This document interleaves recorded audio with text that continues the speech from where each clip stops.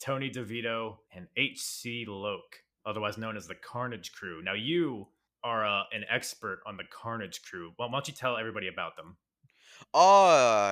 Yeah.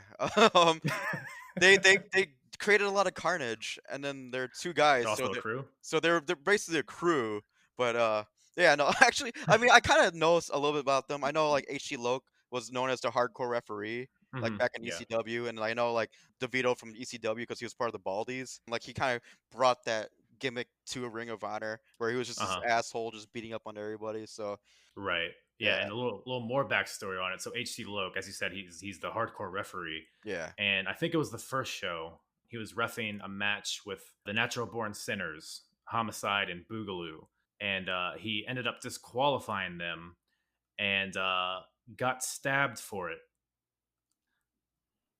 I have no words. Yeah, I guess because they kind of alluded to Homicide because Homicide was in Japan wrestling, so he wasn't there. And I guess Boogaloo wasn't good enough to go out on his own.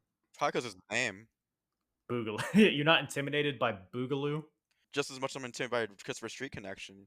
But, yeah, like, what this match, because like, if you're gonna get a tag team over, this did it. They Yeah. like, it was a really good, like, well thought out match where it was, like, the guys who you're trying to get over goes in there, beats the hell out of, like, these 2 smaller guys.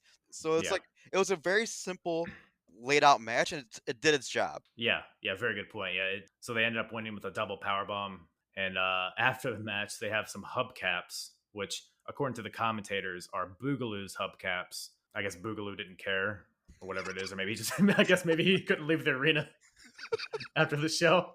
But maybe we'll get to that on the next show. Maybe they'll keep that storyline going. Go ahead, sorry.